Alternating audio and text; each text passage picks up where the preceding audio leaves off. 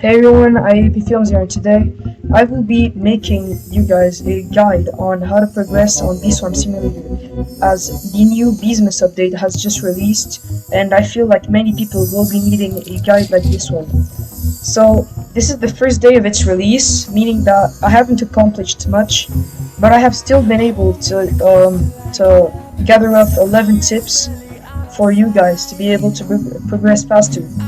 Matter of fact, I'll use these tips myself, as they will end up being very useful in general for my progress throughout this update. So let's get started. So, first off, we have the quest order that I think that you guys should follow. That's my first tip. So, first off, you should do Black Bear quest, as it is the easiest one. Then you should do the Mother Bear's quest to unlock the GingerBread Bear house, which will be really useful.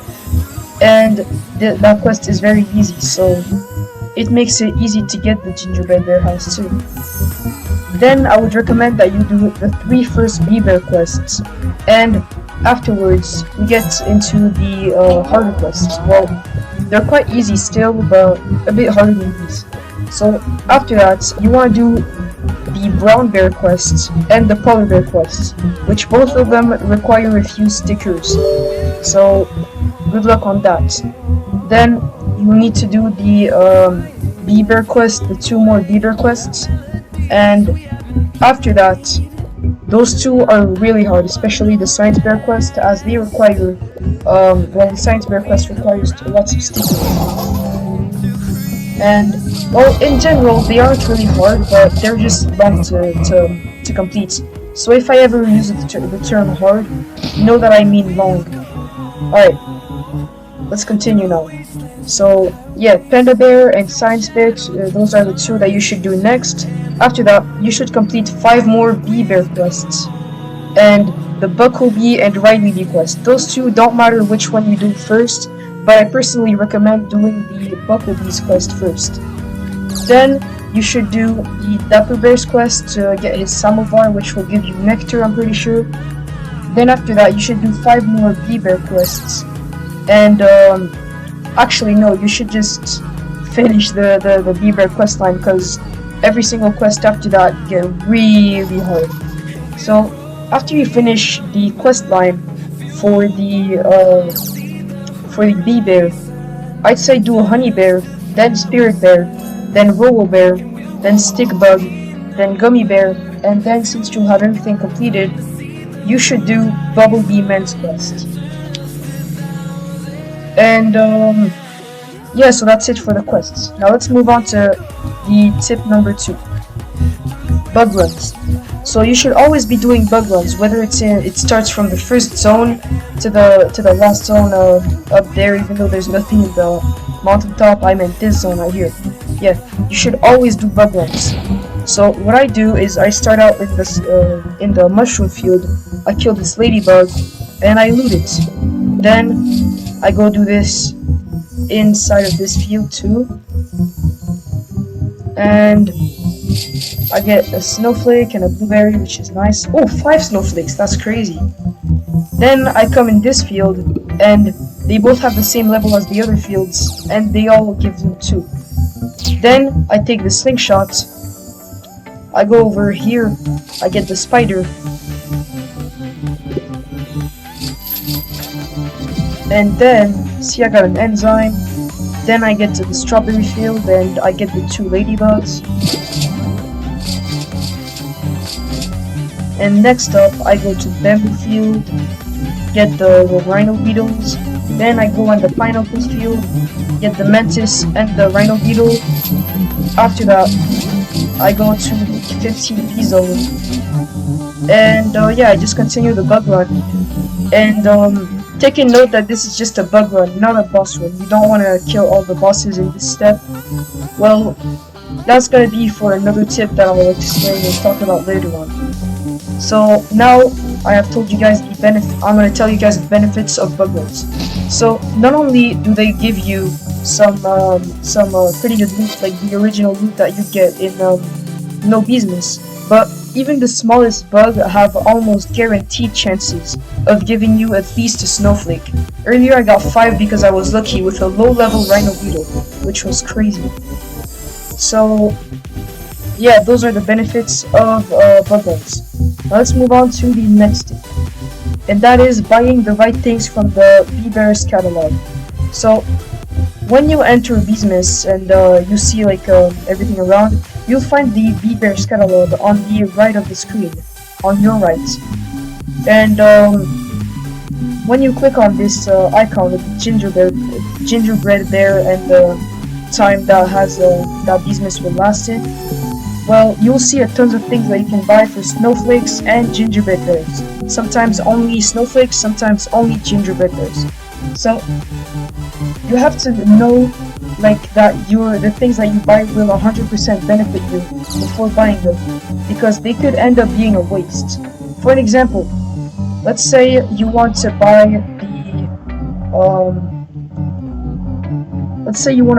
the royal jelly, but is it really worth it to use 10 snowflakes just to get a single royal jelly?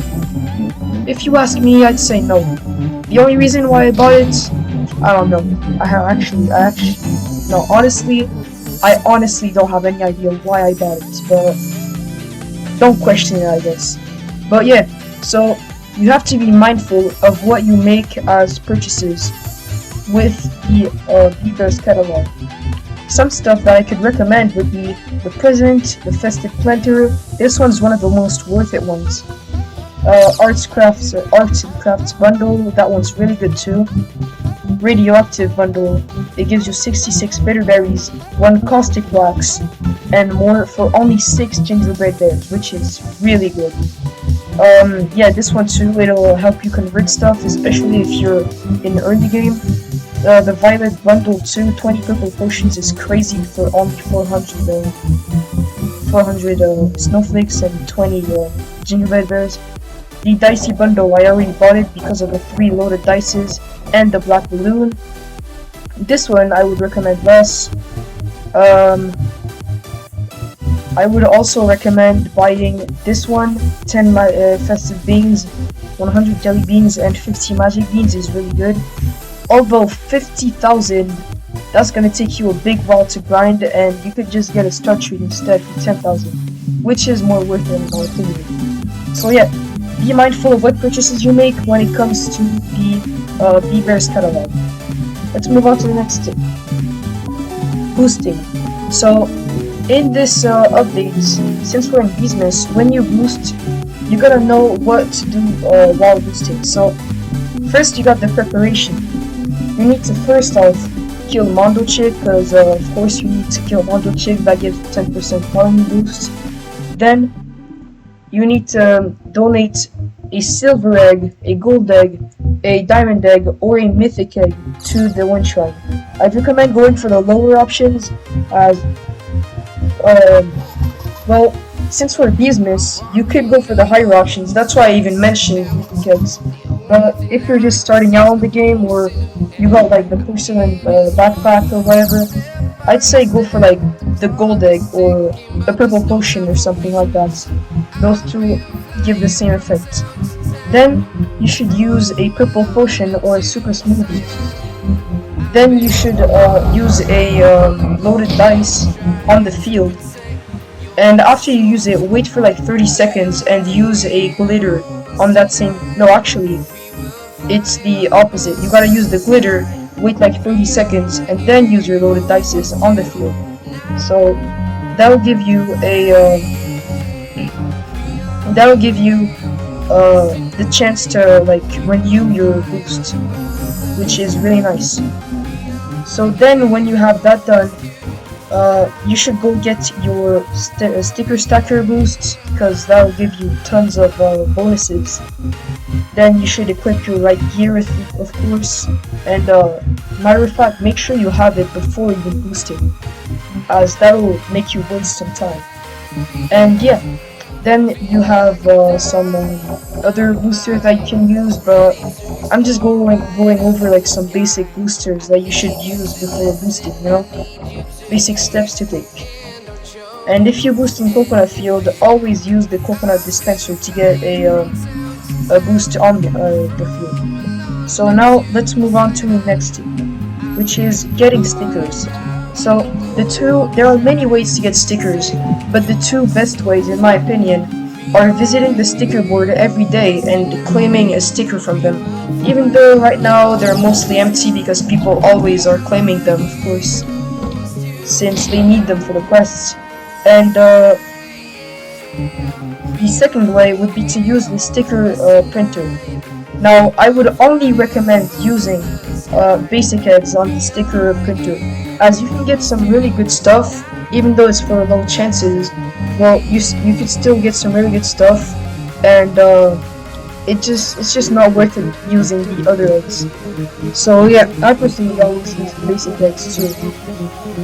And you can also find them in the map, but that's all up to your luck, so we won't really talk about that yet.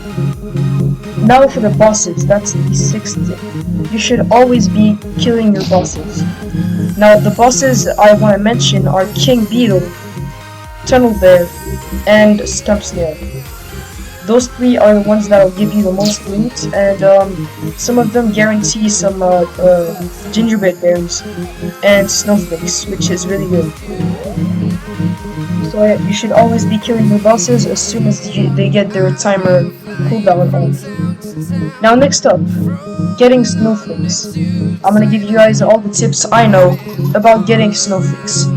So first, you should do the Bucklebee snow machine thingy right here. If you have completed Bucklebee's quest, then you should always be doing it as soon as you can. And if you can't, like you don't have the Bucklebee thingy, then you could join some Discord servers, such as the Beesmas Discord server, and they'll ping you. They'll have like some certain pings that will ping you as soon as you get the as soon as they summon in a snowstorm. Oh my god, what's wrong with my voice today? Not my voice, but like my way of pronouncing things. Anyways, next up we have the Snow Bear. Snow Bear will give you a ton of snowflakes. Trust me, you have to do him every 1 hour and 30 minutes. Alright, that's like the best way to get snowflakes right now. Then next up we have the bug runs that I've mentioned earlier, so I won't go over that again. The festive planter, that one will give you lots of snowflakes, I'm pretty sure, or it maybe only gives GingerBread Bears, I forgot, but either way, it gives you some really good loot. Then the bosses, like I just said earlier. And finally, we have macroing, which brings me to the 8th tip, which is the best natural macro settings. So I'll switch to full screen so that you guys can see my natural macro settings. Those are the ones that I personally use for macro. So here you guys should be able to see my screen and natural macro. There you go. So first we have the gather settings. I recommend always gathering instead of mountaintop if you are, well, you can gather in any field at all. It depends on your hive color.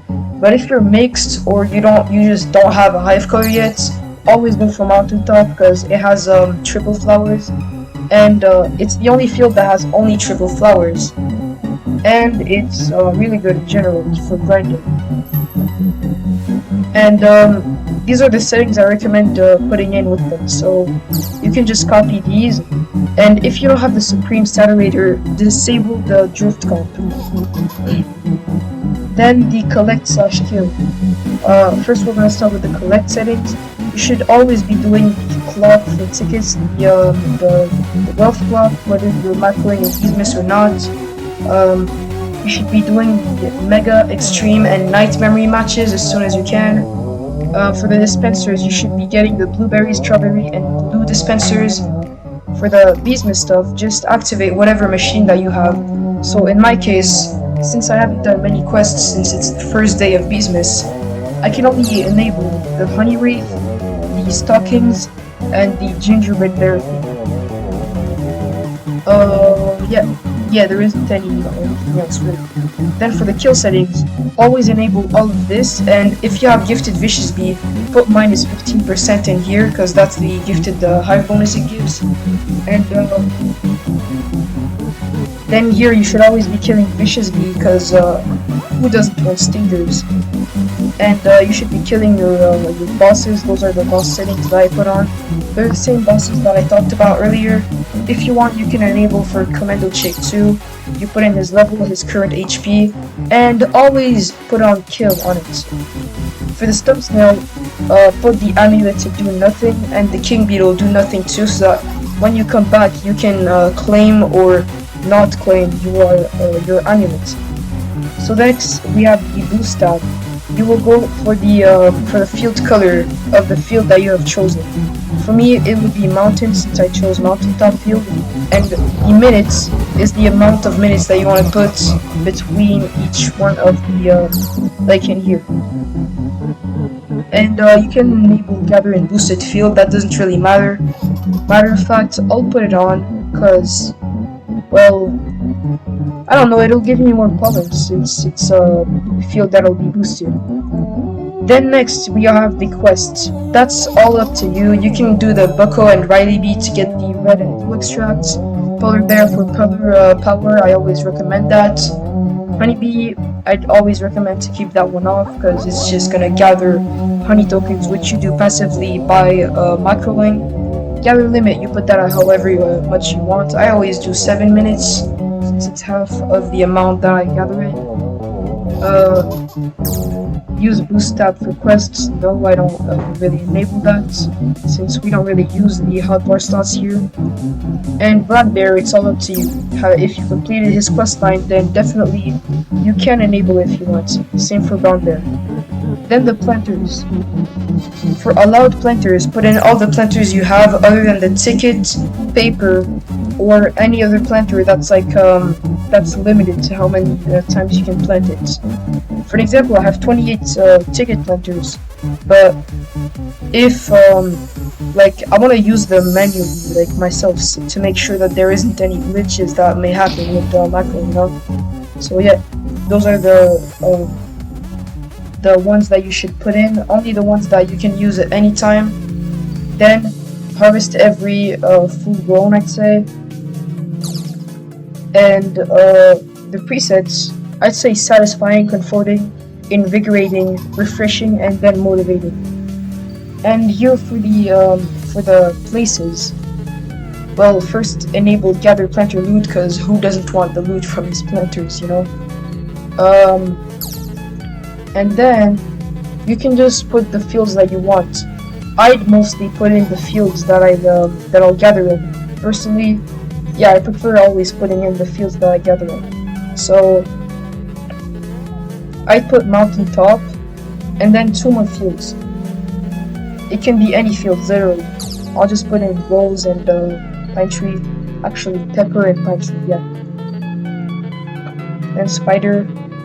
Alright, see? So that works. And yeah, that's it for the planters. Then here you can also integrate webhooks to make your macro say like how much progress you've done with it. And but that's not something I'll cover in this video. And after that, we have the settings. So here you can, the GUI doesn't matter. The hive slot has to be which hive slot you're on. So take in note. This is the first one, and this is the 6th one. Hold on. Yeah, this is the 6th one, and this is the first one right here. So I'll put in 1 because I'm on the first spot, and my hive has 47 bees because it does.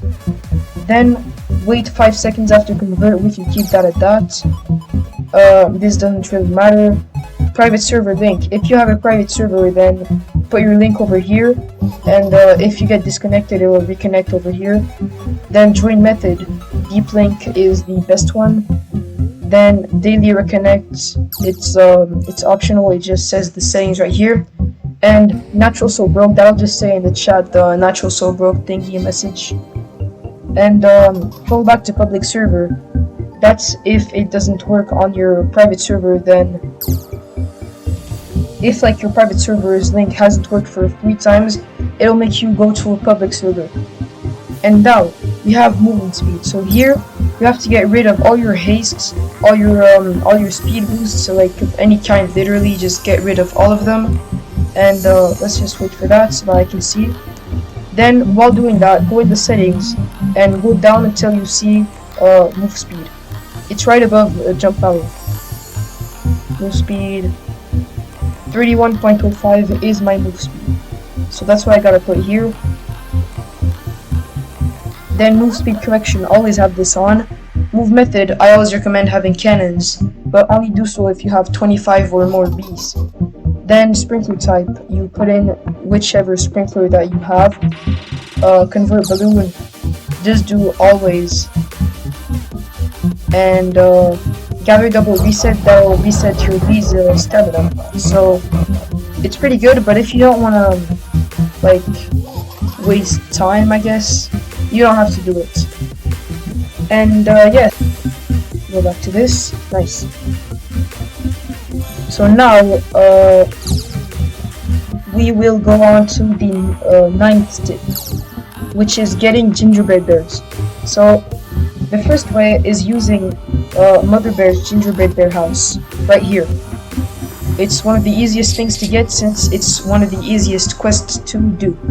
You unlock it as soon as you do Mother Bear's Beesmas quests.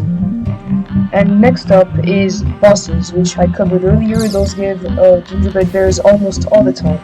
And lastly, festive blender, which is the best method